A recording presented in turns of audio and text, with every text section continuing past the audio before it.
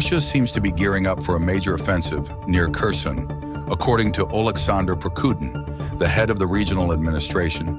He claims that Russian forces have prepped around 300 boats, likely for crossing the Dnipro River. The idea, it seems, is to push troops across the river and advance on the city. On top of that, Serhiy Brechuk, a spokesperson for Ukraine's Southern Command, says Russia is also targeting river islands. These islands could act as staging points for the larger offensive. For instance, they recently launched a massive assault on Kazatsky Island near Novokakhovka. Here's what's interesting. Brechuk suggests Russia wants to make big moves before a potential Trump presidency, aiming to strengthen its position ahead of possible ceasefire talks.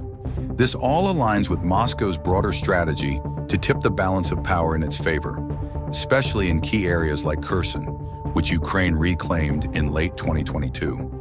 It's clear that both sides are bracing for something major here. If you want to stay updated on this developing story, don't forget to like and subscribe. There's been some major action in Idlib lately. Russian Aerospace Forces, VKS, have carried out a series of pinpoint airstrikes against jihadist targets in the province. These strikes hit weapon depots and fortified positions, while Su-25 jets backed up the Syrian army on the ground. Meanwhile, Hayat Tahrir al-Sham, HTS, the dominant jihadist group in the area, has been ramping up attacks on government forces. They're using hit-and-run tactics and IEDs to slow down the army's progress.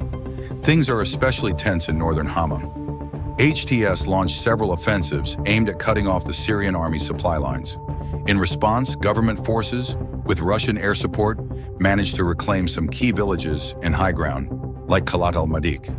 The fighting in Idlib is all about control of critical highways and urban areas. Russian strikes have reportedly hit HTS weapon stockpiles hard, including underground tunnels they use to move troops and gear.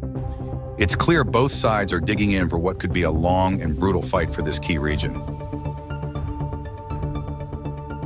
In Syria, government forces have launched a counterattack to push back Islamist rebels near the key city of Hama. This follows significant losses for Assad's regime over the past week, with rebels capturing major territory, including Aleppo. Thousands of civilians are fleeing as the fighting intensifies, and the UN warns of a worsening humanitarian crisis, especially with winter approaching. The situation is further complicated by global players like Russia and Turkey. Russia is ramping up airstrikes to support Assad, while Turkey is backing some of the rebels. Meanwhile, Kurdish communities in the north face growing threats from Turkish-backed militias, despite promises they wouldn't be targeted. Eyewitnesses report alarming violence, including forced displacements and brutal threats. The conflict shows no signs of resolution, leaving ordinary people trapped in a devastating war zone. The international community is watching closely, but the situation remains dire. For more updates, make sure to like this video and subscribe to the channel. Your support means a lot.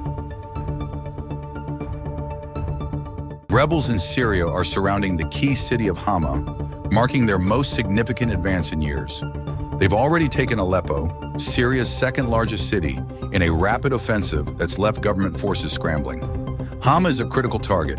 It's just 200 kilometers from Damascus, and losing it would deal a huge blow to Assad's regime. Despite Russian airstrikes and reinforcements, Assad's forces are struggling. Russian and Iranian support, which was crucial in past victories, seems stretched thin due to other conflicts like the war in Ukraine. Meanwhile, civilians are caught in the crossfire, with over 100 killed and many displaced in just days. The stakes are high, and the fighting isn't just about Syria. Russia's strategic influence in the Middle East is on the line, while Islamist groups gain ground. This conflict remains a tragic example of how global power struggles play out at the expense of ordinary people. If you find this update helpful, please like the video and subscribe to the channel for more insights. Your support keeps us going. It seems Donald Trump's advisors are shaping a pretty interesting strategy for the Ukraine-Russia conflict. Key figures like retired Lieutenant General Keith Kellogg are reportedly suggesting a mix of incentives and threats. The idea? Push both Moscow and Kyiv to the negotiation table. They're considering halting military aid to Ukraine unless they agree to talks, but ramping it up if Putin refuses to cooperate. Trump has claimed multiple times that he could end the war within 24 hours of taking office, which sounds bold, but honestly, many experts doubt it's that simple. The conflict is incredibly complicated, and it's not just about getting leaders to talk. It's about figuring out a solution both sides can live with. Interestingly, Ukrainian President Zelensky seems to be softening his stance a bit. While NATO membership is still a goal, he's mentioned this week that Ukraine might need to explore diplomatic ways to regain its lost territories. But here's the catch. Analysts say Putin isn't in a rush. He seems content to drag this out, possibly aiming for even more territorial gains. So, Trump's plan might outline a path, but the real question is whether either side is truly ready to make concessions. Only time will tell. If this breakdown makes things clearer for you, hit the like button and subscribe for more updates and analysis. Big news out of France tonight. Michel Barnier is no longer the Prime Minister. He was ousted in a no-confidence vote where 331 lawmakers voted against him, far more than the 288 votes needed to bring him down. Here's the deal. Barnier had pushed through next year's budget without a formal vote, using a special constitutional article. That didn't sit well with many lawmakers, especially since his government was already on shaky ground. With this no-confidence vote, not only is Barnier out, but the budget plan is now void too. This is all part of the ongoing political crisis in France. Remember the snap elections in July? Those came after President Macron dissolved parliament, triggered by the far-right's strong performance in the European elections. Now nobody has a clear majority, and the left and far-right teamed up to bring down Barnier's government. Barnier lasted just 3 months in office, making him the shortest-serving PM in France's Fifth Republic. For perspective, the last time a prime minister was brought down like this was in 1962, when Georges Pompidou was ousted. Macron now has to find another candidate to lead a government that's deeply divided. With no party holding a clear majority, this will be no easy task.